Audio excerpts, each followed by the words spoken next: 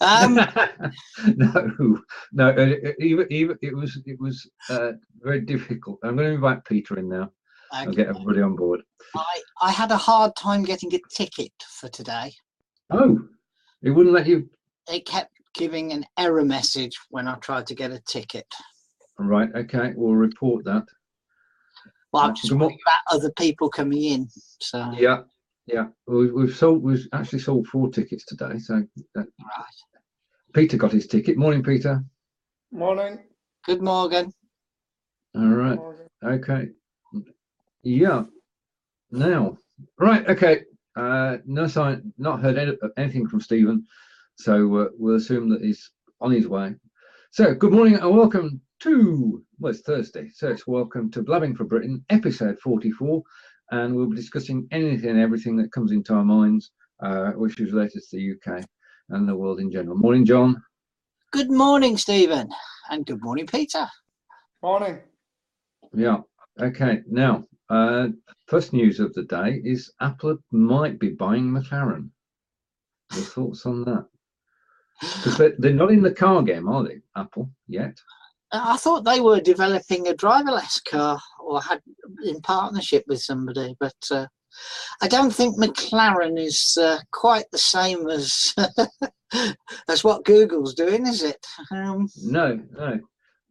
I mean, they both denied it, but Apple have not said no. They've just sort of waffled around it. Well, they've got money to burn, haven't they? You know.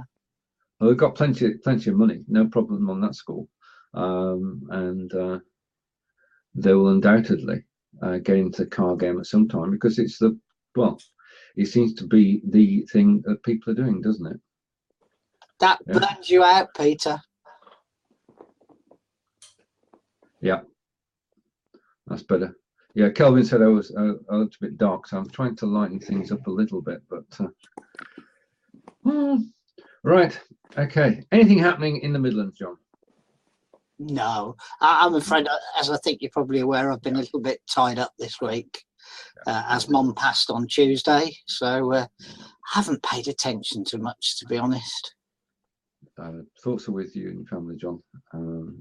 Difficult time, impossible time, really. It's become even more difficult, unfortunately, because Mum all started from a broken leg. Mum has been referred to the coroner, so we can't get a death certificate at this moment in time. So life goes on. It does. Yeah, it does. I did have a really good curry last night. Right. Okay. Tell us about the curry.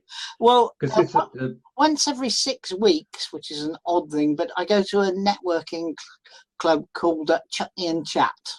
Mm-hmm.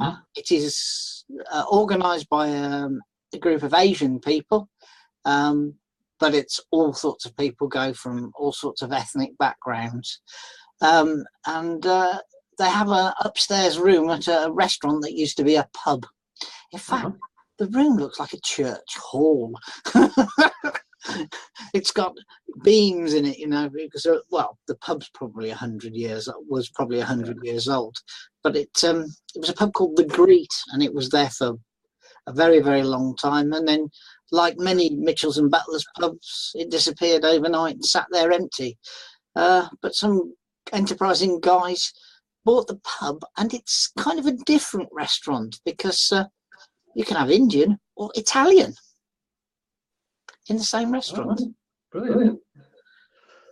Which suits us because I quite like an Indian, and it's not very keen. Biryani or nothing, you know. Yeah. So she can have Italian. So. All right. It's a great networking evening as well. We have the very loud and proud Zoe Bennett, who's quite well known around the area, who's a Jamaican lady, and I was sitting towards the front and definitely could have done with earplugs. She did not need the microphone that she had. Well, last time we spoke, Peter, you were going to give a talk last Thursday, wasn't it? Oh yes, yes. It wasn't too many people there. It was a good trial, and it was extremely well received for the people that were in there. Gives a bit of a trial for it. So what I'm looking to do is we're just going to do outsourcing talks different people you can outsource to and give them a chance to go up and speak as well, and networking. But as usual in Aberdeen, it was actually free. Yeah. And there was limited people came, which quite surprised me. Yeah, you know, it's just a strange thing, and I thought there'd be more come. But there you go. It's just it's a bit like yourself with this. You know, you're looking for more people to come in, but hopefully the word will spread, and I think we could. What's happening? Well, I appear to have an advert appear on the left-hand side of the screen. Did you? Yeah. I've never seen that before. Oh, they're experimenting, obviously. A video advert. Yeah. Oh, right. Okay. Yeah. Well, Oh dear. Right. So yeah. So it went down well, and to become a member of the PSA, I've got to do 10 talks in a year. So I've just anywhere I can talk now. I'm doing a talk on Tuesday about the Berlin Wall. And what I've done is, if you look at my LinkedIn profile, I've changed it to talking about Berlin and the walls in the workplace. You know, thousands of pounds are lost each year in industry because people don't talk to each other in the workplace. And in Aberdeen, you maybe find pipe lying in a yard that nobody knows where it is because it's went to the wrong place. And then when they do come to get it for about 5 years later or whatever, it's all disappeared. So it's about breaking down the barriers, breaking down the wall in the workplace, and from the receptionist to that phone call, knowing everybody's job and everybody knowing their job and how to build a better workforce. So yeah, great analogy. I mean, I've got it. I live in Devizes, which is a town of 23,000 people in the middle of Wiltshire, between Avebury and Stonehenge. And yesterday was a big event because 4N Networking arrived in Devizes. The first ever 4N meeting in Devizes. 8 o'clock yesterday morning, about 40 people, including myself and Angelica. And we were invited by Mike Gordon, who came down from the Midlands to give a presentation. It was really interesting. I mean, it is, but it's not free. I mean, it's £13 a head for breakfast. Very good breakfast it was too. I don't know if again, guys, but these adverts keep coming back. Well, I'm not seeing them at all. No, I'm not seeing them either. I can't even. Sorry? Annoying. So, right, back to 4 networking. Yeah. Yep. Yeah, I mean, it is a good setup, isn't it? It's very well organised. I have got to say that 4 networking, I built mine one up to 30 and then handed it over, and I really, really do. I mean, I keep in touch with 4 networking, and I really enjoyed it. I liked it. When I went to London, I was able to go to a local meeting, and it has got its place. I'm a member of BNI too. It's got its place. And what I would actually do is keep my original business in BNI, traditional, and then I want to go and get Talkinator on the road, and I would use 4 networking for that because it means I can go to Perth, I can go to Dundee, I can go to Glasgow, Edinburgh. So it does come back to Scotland. I was asked if I would open up again in Aberdeen, but I don't have the heart to do it anymore. However, I know somebody wants to do it now, and I would join that again because I really did like the format, and it seems to be spreading again. Yeah, I mean, I fully enjoyed the meeting yesterday. A bit early in the day for me, but that's just me. But it was well attended. Mike Gordon's presentation went well. Strangely, of the 40 people who are there, 4 are members of Prospect Networking, John, which was quite good. Yeah, so it's myself, Mike, Phil Hendy, Angelica, all members of the same networking group on Facebook. So I mean, I did the 40-second thing, but it is how can I put this? You have to go several times, don't you, Peter?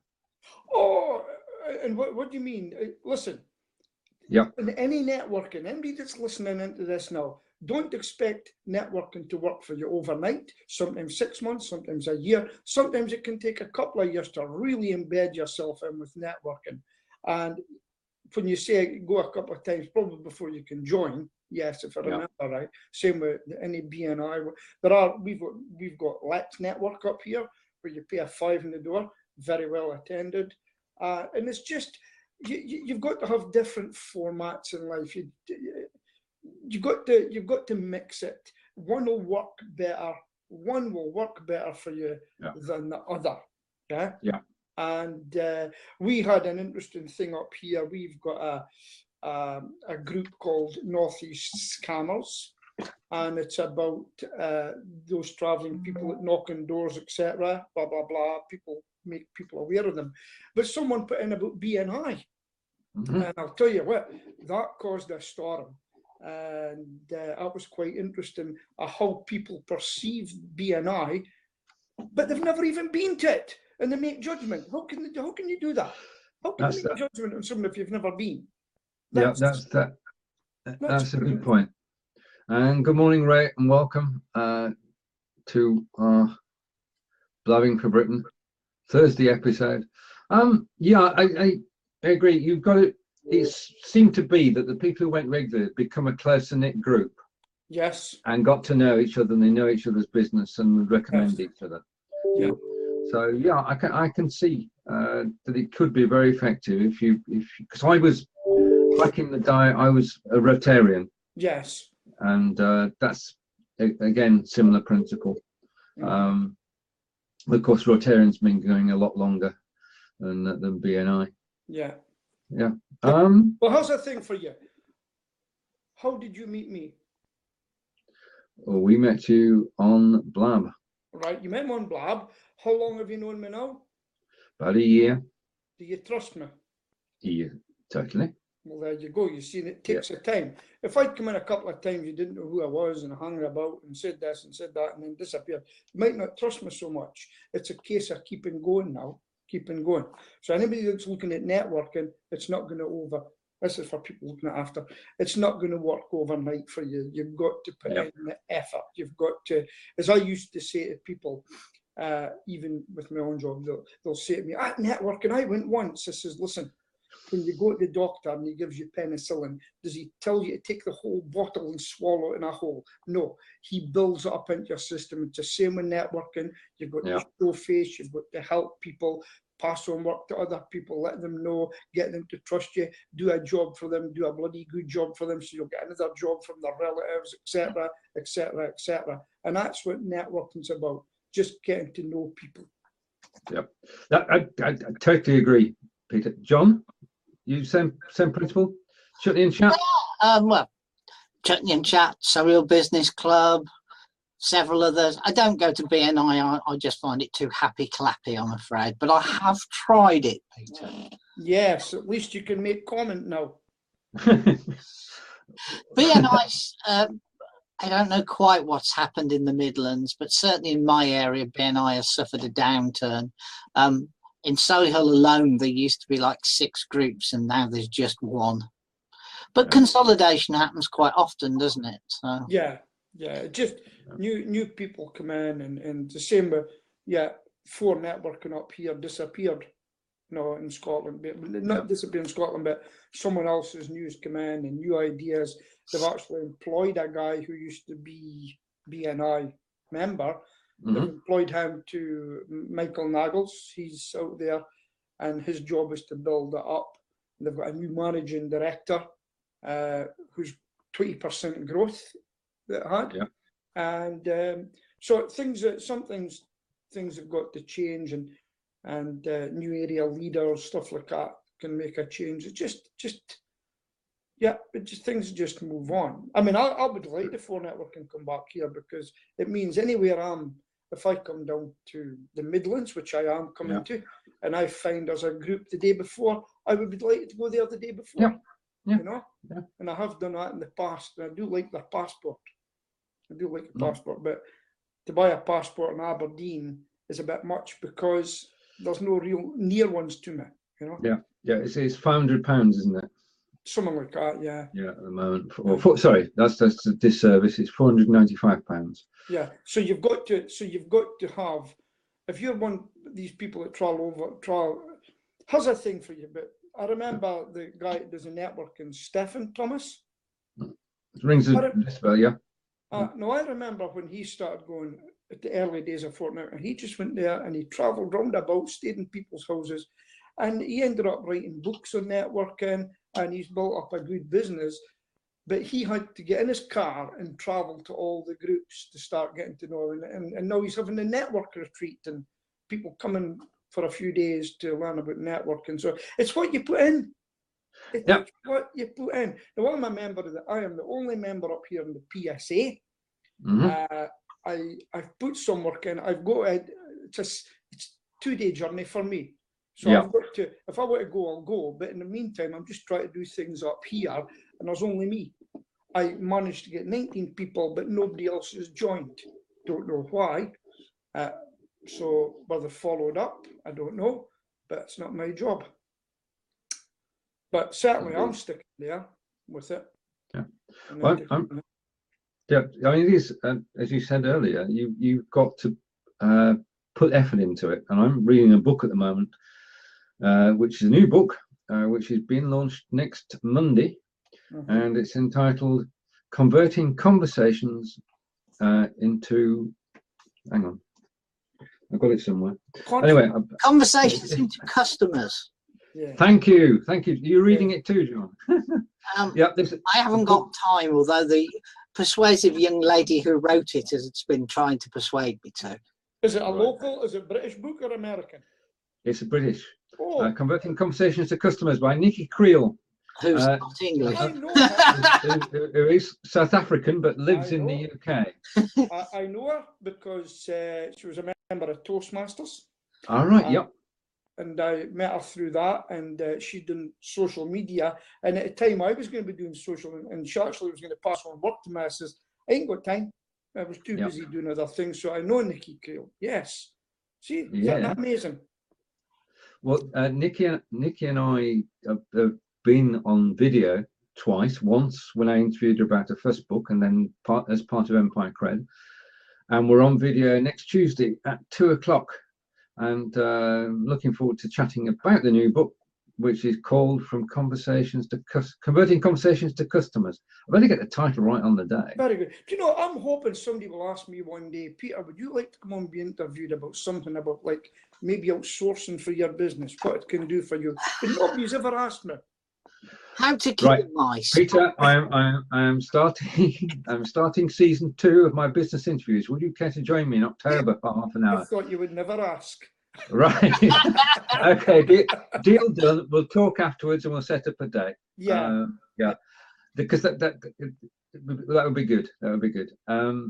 So Nikki next Tuesday, and we're talking about a new book, and I'm reading it at the moment because she kindly sent me a copy. Hopefully I'll be able to ask some intelligent questions. We'll be able to explore more. But the principle of the book is you can't go in. Social selling is not putting adverts on. Social selling is getting involved and having conversations, like we're doing today. Now, in tech news. I was just going to, if I can emphasise that point, I'm doing a social media campaign for a local company who sell catering equipment. And I've eventually got them off the fact that all the Twitter posts do not need to be adverts, and you need to become part of the community. And we've been tweeting all sorts of odd things, you know, like new cooking programs coming, famous chefs, events in Birmingham area, because I think it's important, because they have a shop in Birmingham, a showroom shop in Birmingham, that they become part of the community, so as people drop in. But it's amazing, we're starting to get follows from well-known people like Michel Roux Jr. and other well-known chefs and things like that. And they're saying to me that this campaign's now in its 8th month, And we've done quite a lot of things that have been fun as well as some serious attempts. But they're saying to me that people are mentioning the fact that they got their name from the fact that we promoted the street networking, it's the street food event in Digbeth. And because of that, they've seen the logo. And because they've seen the logo, they've visited the website. And we don't link the website on every post. We put the website in on most posts. Yeah. I put it in the corner. So it's definitely this, you've got to be part of the community. You can't just post adverts. It definitely makes a difference. And they're saying that their website business normally is up in the winter, down over the summer, and comes back. But he's telling me that it has leveled across and risen slightly and not dipping because of the social media effect. So it's really important to be community oriented with these social media efforts. And yeah, I mean, you can't, as you said, John, you can't talk about yourself all the time. Absolutely. You've got to you've chosen topics which are relevant to the industry, though. Yeah, oh yeah, and localized as well. But also, you know, see the name, I mean, Michelle Roux, for instance, he's launching a new program in the autumn, so we talked about that, in the tweets and also on Facebook. And as a result of that, he started following us, which just, you know, means that you can say, you know, people say, well, who follows you? You know, why should I follow you? And you say, well, we've got people like Michelle Roux, so and so and so and so, they're showing an interest, and we've got the college and all this sort of thing, just to show that we're part of the community. So what sort of things are you tweeting about? I just didn't catch up that. What sort of things to get their attention? I'm doing four tweets a day, roughly. Not every day. Sometimes it's 3, and over the weekend I'm only doing 2 because I'm finding that business tweeting at the weekend is pretty much a waste of time. Okay. You get very few because the target is people who are working in the week. They're not really working at the weekend except for restaurants. Yeah. So we're doing some targeting at restaurants. And then, so in that, we're talking about social things like new TV programs that are coming to do with cooking. We're even talking about other people launching new equipment that's not competitive to what the customer sells. Oh, right. We're talking about streetwise events. And what I've also managed to accidentally get into, but now is really working for us, is I found a series of magazine organisations that are in our marketplace, particularly in street food, and I'm finding that if I retweet them, 3 days later they'll retweet me, and they've actually got a bloody sight bigger audience than we have. Yeah. Quite interesting. I mean, I'm doing more and more now of saying, hey, you know, this works with them. Oh, here's another magazine. Let's tweet a few of theirs and retweet a few of theirs and see what happens. Yeah. And eventually, after a few weeks, when you've retweeted them 3 or 4 times, they start retweeting you. Yeah. And I mean, my client's got about 1,100 followers, you know, on Twitter. And only follows about 600, so he's got almost a 2-to-1 ratio of that. We're trying not to follow the Indian and gentlemen who, you know, we're trying to make sure that the people we're following are really relevant, so that the following quality is there. And I'm not so fussy about the followers because you just don't know. It's like other people being your advocates in the networking room, you know. People go to a networking meeting and say, well, only 6 people turned up. And I think that's a great opportunity to really well educate 5 other people to sell you. Yeah. So we're just really trying to do a bit different. And then I think you've all seen mine, the same clients, regular mailing that goes out with his newsletter. And so we're doing that, and it's kind of trying to join it all together. But he's saying it's definitely working for him because I only had a 6-month deal with him, and we're in month 9 now. And he's the kind of fellow that if it wasn't working, he wouldn't hesitate to say bye. You know. The thing is, John, I've seen me trying to do things, wanting it to work, right? I really want this to work, and it doesn't work. And then I do things off the cuff, and it works. Like yesterday, I stood up. I'm doing something I don't usually do. I'm doing an exhibition this weekend, and so I got a rat puppet for it. And I haven't got it. It's away just now. And I stood up at BNI, and I had the puppet talking and me talking. I says, and what we're going to do is we're going to be talking about some trapping techniques. And the puppet looks at me in the face and said, "Trapping techniques?" I says, "Yeah." And then I said, but it's different, Peter, and that's what people are looking for. And it's "Will there be cheese?" I says, "Yes, there'll be cheese, but it could be a pain in the neck for you." No, and it just went on, and people videoed it. I didn't realise the video, and people are starting to look at that now. And I didn't mean it to be that way. So when I was a soldier, they had a thing called KAPE. Do you know what that stands for? Nope. They used to go about with caravans and do regimental tours, go to the shows and everything like that. It's called Keep the Army in the Public Eye. That's what it is. Their way of marketing the army. And that's what I'm doing this weekend. I'm going up, and I've got puppets, I've got spiders, toy spiders, I've got chocolate mice, I've got my banners there, and we're going to be able to speak to people. And I know we'll get something eventually from it, because we're going to bring them in and saying, "Have you got any birds in your house?" and stuff like that. So, but even last week, I was getting a new pair of shoes. I was in my uniform that I wear, and I'm sitting getting a pair of shoes, and I seen this guy and his family looking at me. And then they come past again, and he just leaned in. He said, "Excuse me, are you the mousy man?" So it's still getting seen. Those videos are still getting spoken about, and people are still.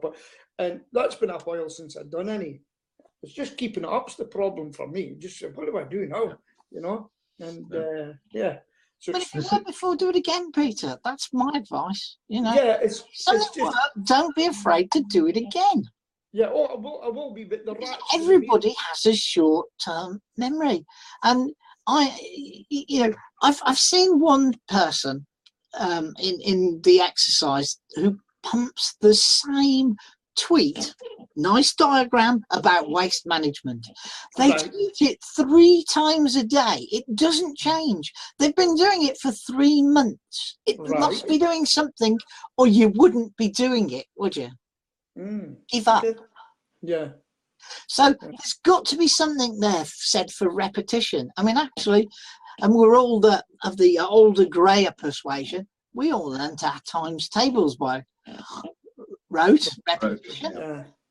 Don't do it today, but repetition, mate. I think it really can work for you. Well, the rat's going to be coming. The puppet and the rat's going to be coming in the front of the van as well. We're going to be speaking to him. We're going to talk about rodents and things like that, and he's going to be looking at me and asking questions. And no, we do 80 droppings a day, and I'll look at it and say, "You do 80 droppings a day? You're joking? What from you?" Stuff like that. Just going to speak as though I'm speaking to the rat, and take it from there.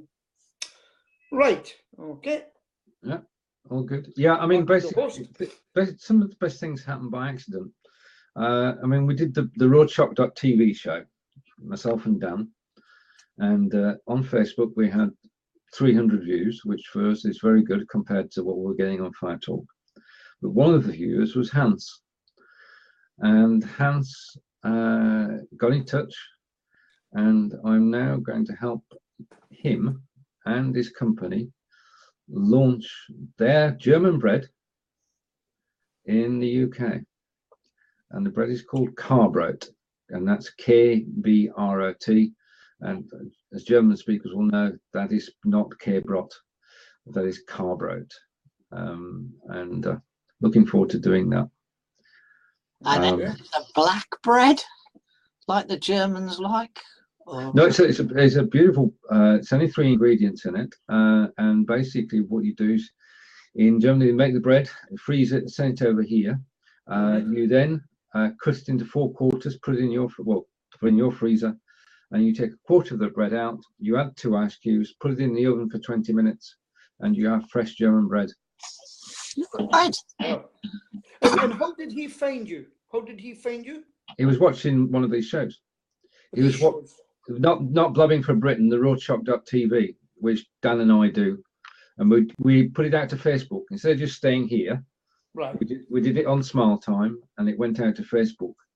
Right. So you done it on Firetalk, but it went to Facebook at the same time. Did it? So hang on. We were on Smile Time, which is like Firetalk, but slightly different. Right. Okay. And we're on there, and that goes direct to Facebook. Yes. So we were broadcasting direct to Facebook, and we had 73 people watching live, and we got 300 people in total who actually saw the video. And Hans was one of those, and he made a comment, and that led to a discussion. Discussion then led to a meeting, an online meeting, and it went from there. Well, we'll be happy to tweet in the catering equipment Twitter feed about it, so you let me know. And I know a woman that's opened up a German place in Aberdeen. Ah, see, connections. Brilliant. I love this networking thing. Evie's tea cafe. And I'm having a German night there, actually. All right. And you'd be surprised how many people are coming up and saying, when's the German night? Ex-forces guys, etc. And yeah, so very good. Sehr good. Yeah. That's it. I mean, you do this thing long enough, and people can begin to notice. Morning, Skywalk from America, and thank you for joining us. We're talking about networking this morning, anyway, just by the by, and talking about shows, Dan and I are going to do a new show next Monday night at 7 o'clock, and we haven't decided what we're doing yet. But I come up with this idea, and I want to run it by the two of you because I wonder what you think of it. We're going to go from Smile Time live to Facebook, yeah. And I thought about doing a pub quiz. A pub quiz online. Yes. Yeah, well, I know people that might be interested in that, but I certainly wouldn't. Right, okay. Yeah, that's a fair point. Yeah, that's why I'm asking. Pub quizzes are too slow for me. Right, but I suffer from attention disorder, and they're just too slow for me. Yeah. Okay. Well, I was thinking. But some people would love that. That would do well, actually. Yeah. John? I've got another one of those bloody ads appear. And do you know what? They're coming from AOL advertising. That must be something to do with you then. Yeah. You're not getting them. No. But they only come up on the Firetalk. Are you, and you're not the only host? No, I'm not hosting. Do you know what? A lot of people, my partner plays Scrabble live. Okay. Yeah. So people, I know people that love pub quizzes. They love them. They live for them. And I saw them. I was invited to one night, and I was going to take a razor blade with me, and I was sitting there, and I was watching a table, and there were all these high, geeky type people that knew everything in the world. My God, they got one question wrong. And they held an investigation about it after. Oh yeah, passion. With such passion. The same way we feel about video. Good morning, Tish. Thank you for the gift. It is. Yeah. We are. So, yes or no, John? What do you think? I think it's going to be very different. It's how do you get people honest with the so easy to click on Google and check your question. Yeah. Yeah, I thought if Dan and I were quiz masters and we put together 10 questions, and we ask the questions live on air, and if you want to come into the show, you can. Otherwise, you can answer in the Facebook post. Yeah, that would be your only problem, as John says, Googling it and putting that other answer. That's the. But if people were honest enough and I think it might work, but it's when it becomes a real competition as such, and people will cheat to win. That's the problem. I mean, it's a trial run. I mean, I did think of Dan having a team, my having a team, and sort of 3 people, and bringing swapping them out on screen. But as you quite rightly observed, Peter, that might be like watching paint dry. Yeah. So just playing with the format, really. Yeah. So you say you're doing it at 7 o'clock on Monday. Yeah. Right? Because remember, I told you what I'm going to do. It's getting nearer. I'm going to be doing it shortly, you know. Yeah. I know. Now I've started doing a bit of speaking again, and I quite enjoy it, and we'll get people up to. So, what's best time for use for these things? Then I know we meet again. I would go to smiletime.com. Yeah. So, but what time is the best thing for you guys to come and do this sort of thing? Would you do it at night? Would you wait for people to come home from their work or their working day and say, we'll be on at 6, we'll be on at 5:30, we'll be on at 7? What do you reckon? John? I'm not really sure, to be honest. I'm not a pub quiz man, so. Right, we've switched topics, and we're now talking about. I'm obviously not listening very well. Okay, but Peter was talking about what's the best time to do a show. The best time to do a show, I think it's dependent on your target audience. Yes. And if you're aiming local, it depends whether it's business people or whether it's the man in the street. Yeah. So there is no single good time to do a show. It's what's your target audience and where will your target audience be. And how many people have you got on here just now? 4? There's 4 of us on it. Yeah. Okay. Four signed in. And it's also a build up to it. No, if you're going to do something, you've got to build up and get your database and say we're going to get somebody on and is going to be talking about this, you know. Be there or be square stuff. So, but people can come. You can go and Smile. Was it called Smile Time? Smile Time, yeah. Yeah. You can go on that, but they can watch it on Facebook. Correct. Yeah. And would that go through my own channel, Peter Stewart channel? You basically send it either to your profile page or to your business page. Oh, you decide. Okay. Yeah, so that's quite interesting. Yeah.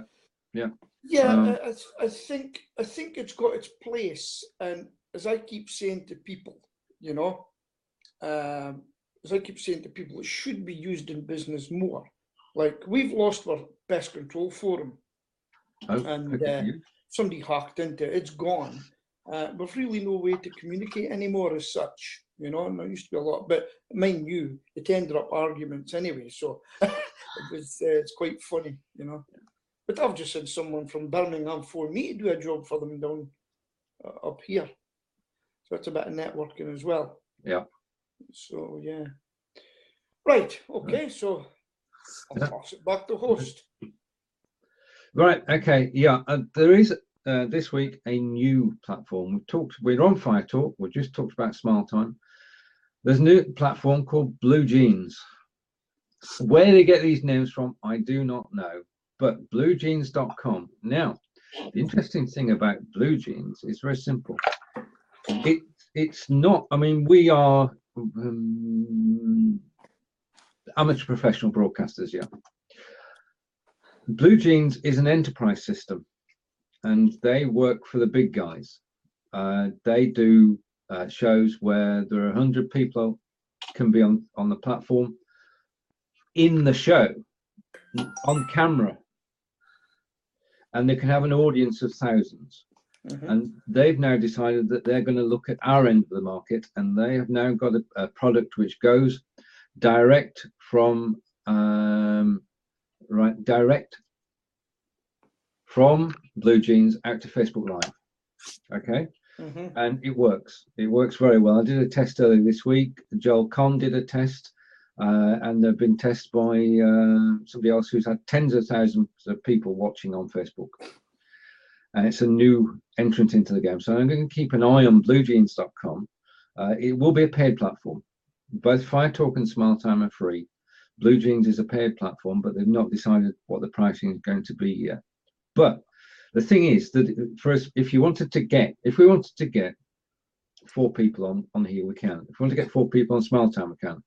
But if you want to have 10 people on camera and an audience running into the thousands, that's where Bluejeans comes in. Yeah. So it's a scalability. Yeah. Yeah. That's why all the visible windows are quite small with the people in, is it? No, it's a choice. It's the director's choice, because you're actually producing a show. You can have one person full screen and everybody along the bottom. You can show a video full screen and everybody along the bottom, or you can have 2 people on screen. You can have 3 people on screen. 4. It depends. It's up to you. It's truly an enterprise system, and the things that we're seeing at the moment are people just testing the system out. Yeah. Well, I've seen a couple of Leland's things where the people have been little in the corner, but I guess he's trying it out. So yeah, I think that's what everybody's. We're all on a 30-day trial, and then at the end of that, we've got to decide. Now, the show I'm doing with Nikki Creel next week about, what's this title of the book, John? Conversations into customers. See, when you do the Nikki Creel one, are you doing it live for us to watch? Oh yeah, it'll be live on Facebook. All right, I'll have to keep an eye out for that. Are you using Smile Time for that? Bluejeans. Oh, Bluejeans. I gave Nikki the choice. I said, do you want to go on Smile Time, or do you want to be adventurous and go on Bluejeans? So she chose the second one. So I mean, I've got to do some practice. Just for something different.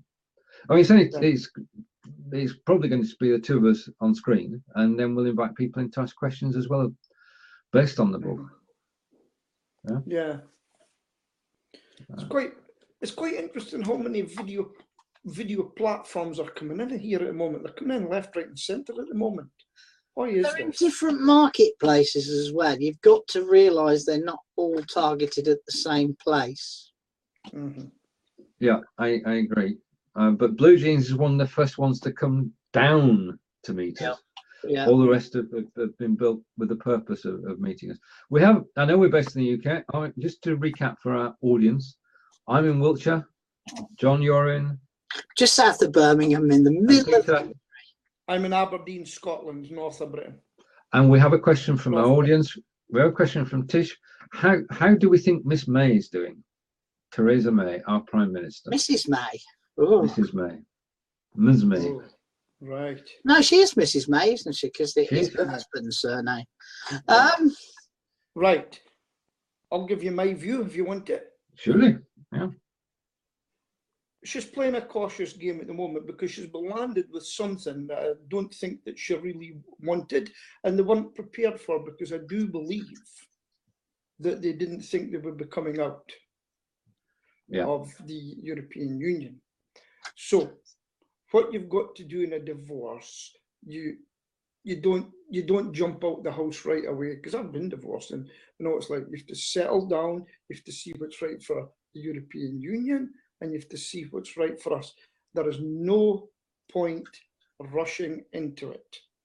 When I get agreement, because if people want to, people are highly strung at the moment, and what they're trying to do is say this and you say that. If you do this, we'll do that. So they've really got to come at a basis where they agree to agree, and they sometimes disagree. And once they get what's right for Britain, and perhaps the European Union, because the Germans want us to buy cars. I think she's just playing a cautious game. She's right not to be forced into it at this point in time. Yeah. And I think she's playing a quiet game. She's not out there promising anything as such at the moment. She's letting her ministers do their jobs, and then she'll collate it all like a general, and then the plan will go into action. That's my view. Yeah. No point in rushing and doing a bad deal right at the beginning. Yeah. John. I'm still not convinced we will leave the Union. I think what will end up happening with this long delay is there'll be a compromise that comes along. Oh no, I think we're leaving. There'll be a deal done when we leave. Yeah, I think there will. I think there will be deals done some way. I think we've got to stay in the single market. come whatever happens, and we're going to have to accept that there'll be free movement of workers, not necessarily. So we might as well stay in the European Union then, haven't we? Because they're the main facets of the European Union. But do we think that Mrs. May is doing a good job? Do we see her doing a job? It's too early to say, because you've got, you know, the judgment in the first 100 days. This woman will be quietly, just like Maggie Thatcher did, she'll be working behind the scenes, and she's not telling everybody what's going on at the moment until it's right to tell the country. Yes, it's a bit like a swan, isn't it? Looks very graceful on the surface, but paddling like beep beep underneath. Yeah? Absolutely, and I think that's how I would do it. Just don't say something now that she'll regret later. When she does it, she will do it, and the nation will know about it. Yeah, and I think, as far as that's concerned, she's doing okay. Yeah. Well, she was at she gave a speech at the UN the other day, which was very measured, and for a British Conservative Prime Minister, it was very compassionate too. So, as you say, first 100 days, we'll have to wait and see what happens. She's not done anything silly though, has she, so far? No. So they have it, Tish. She's on a steady course at the moment. We just don't know what that course is, but she'll undoubtedly let us know. It's a new captain of a ship going out to the sea, and it's been a new ship has been handed over. It's brand new. It's cost a lot of money, and he's going to just watch what he does with it and just make sure everything's okay. However, like a new car, you'll drive it safely. I think the new ship though suffered a bit of mishandling before it was handed over. Okay. Yeah, maybe, and now she's to steer it through that storm. Yeah. Tony Blair, do you remember him? Do you remember Tony Blair? Well, oh, him it's making a lot of money. Yeah, he doesn't do it anymore. He made a statement that the whole Brexit issue had been mismanaged, and we were being told that this is the house we're in, and it's not working, and this is the house that we should move to, and we don't know what it is, we don't know where it is, we don't know whether it's going to plumbing, central heating, electricity. That house is the house that we're going to go to, and that house was Brexit, which I think is a reasoned analogy, because we've no reasonable idea. Who is really interested in what Tony Blair has got to say anymore? Tony Blair is. He is. I mean, people around the world. I mean, Gordon Brown is on the speakers circuit. I mean, once you get to that level, where you can charge $100,000 for a speech, then you know. Do you think they admit their mistakes in these talks? Oh yeah, we've got to make it interesting. I mean, they can go and give a talk, and the talk is a thriller. It's like what should we call it? Big Dipper. Yeah, roller coaster. The roller coaster ride that they help create. Okay, and they can tell it from behind the scenes. I'm reading a book at the moment. You won't believe what it is. So I'm going to tell you. It's Nicky Creoles. No. This is about John F. Kennedy. Oh yeah. And it's about John F. Kennedy, and it runs from when he was born through to Dallas. And he's just been elected, and he was elected using how can I put it? You couldn't, even in those days, money bought office. I think that's the fair thing to say. And he was elected as a Democrat, and it's a very interesting parallel between what's going on at the moment, because we're now 6.5 weeks away. Yeah. From a very interesting vote. So Tish, we are watching what's happening in America from this side of the pond with some consternation, it has to be said. I'll tell you, I've been watching it, and I've obviously been looking at the both sides. And do you think Hillary Clinton's got something to hide medical-wise? Because from what I've seen, some of the videos are collapsing before. How many times she had pneumonia then? Well, I mean, it's very difficult. They don't release full medical reports, do they? Yeah. I mean, all we know was that she took duty before her own health. That's where I'm sat. She stood for an hour and a half at a ceremony when she was ill, and benefits of the doubt from me. But I think the whole election is well, there isn't. Well, Tish is sad at what's going on, so we can now reveal our leanings away from Mr. Trump and towards Hillary, or not. I think looking at her past, I wouldn't like to see her in charge of the country. But what I've read recently about it, the Secret Service agents' books that are coming out telling the truth about what's been going on. The Clinton Foundation, have you seen that? No, we don't see everything.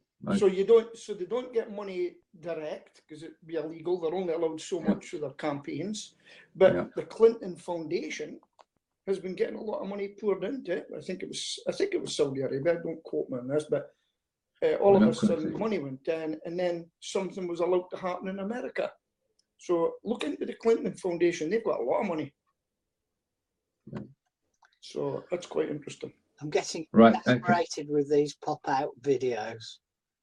Well, it's not us, John. We've only got the one video. Well, I'm wondering if it's to do with Firetalk, and Peter doesn't see them because he's on his mobile. Yeah, it's not his mobile. I'm on my iPad. On your iPad, right? Okay. Mobile. He's on a mobile device anyway, and you don't see them as the host, but they're definitely popping up, and they're only coming in on Firetalk. Well, that's not good news, is it?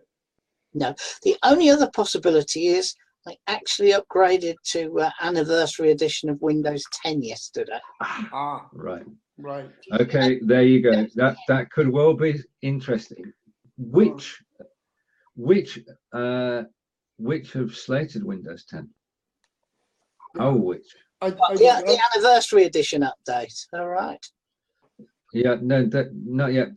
They've slated Windows 10. They did a survey back in June of 5,500 Which members, and over half were not happy, and 15% went back to the previous version of Windows. Which, bearing in mind Windows 8 was that previous version, they must have been mightily displeased with Windows 10. I don't like these upgrades. I mean, I got a Windows 10 laptop. It's still unwrapped. Well, it is there, but I don't use it. Crazy. I don't like it. I don't like change. It's too much change. Am I getting old-fashioned? Oh no, I don't know. I think when you do change for change's sake, but I think Windows 10 is up on Windows 8. But Tish says not everybody likes it, and that's true of any software really. But and Windows 10 is better than 8. I don't think we'd disagree on that. But there are problems. People lose connections to printers. I mean, I've got the article here. I'll just give you the catalogue of problems that people have had. And we're saying that it works fine. But I'm just going to scroll down. Just give me a moment. I'm on the BBC website, and I'm looking Windows 10 software condemned by which. Okay, once installed, people reported various problems. Printers, Wi-Fi cards, speakers no longer working, lost files, email accounts no longer syncing, and most significantly, their computer encountering such problems that they had to pay to get it repaired. And that's not what you want to happen, is it? Well, I've not seen any problems apart from my pop-up adverts, which are only on Firetalk. Right, gents, that's me going to kind of run out of time. Yeah, I think, we're coming up to the hour mark. Peter, it's been great to chat. You and I will get together in October. One last thing, if I could just have Channel 4 really bought a tent with one person in it, i.e. the Great British Bakeoff, because Mary Berry's quit now. Sure. I watched it first thing last night, but they'll get somebody new. There's always somebody to replace. In fact, I done it for a Channel 4 programme. Would you believe? Well, I mean, you pay 25. you pay 25 million and you lose 3/4 of the cast. That's not good going. No. It's like we're not mentioning top. Hollywood might go yet. We don't know, do we? But Mary Berry announced this morning that she will not be going to Channel 4 because because the BBC's too well paid, probably, and you know it's two producers fighting one another, Yeah. and that's what it Right. boils down to, trying to get one on top of that, and it's our license fee that's paying for it. Oh yeah, that's the You point. know. Oh, Anyway, I must go. Have a great Okay. weekend, gentlemen. Take care, and Okay. anybody else that's watching Right. out there in the world. Bye. Okay, Peter, thank you. George has asked Okay. you a question, Peter. George of the Jungle.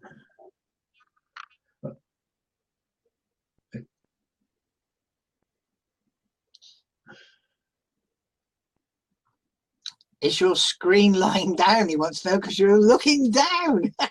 I'm looking straight. I'm looking straight as well. Yeah, it's your camera, I think, rather than you. My camera is up there. So it's mine. Yeah. Which is why quite often you see, when I first come in, you see the shelf above, because every time I type here, it slowly moves backwards. Yeah. Pete's gone, Okay. but we don't, and he's talking to us, but we've got no volume. We've got no volume, Peter. Okay, see you later. Right, thank you to everybody who's watched. This has been Blabbing for Britain, episode 44. And I'm going to look up now. Right, okay. Thank you, Tish. Oh, by the way, Tish, I know it says Tish there. Is it Patricia? The Patricia that we know? Yes, you think it is. It is, yeah. It is, yes. Letitia, all right, Letitia, thank you very much. And thank you, George of the Jungle. And I don't know whether you're called George or not. Right, thank you for joining us this week. We look forward to seeing you again next week, Thursday at 10 o'clock. John, take care. Thank you, and it's goodbye from me, and... It's goodbye from him. Bye, everybody. See you, Tish. See you, George. Bye Bye. all.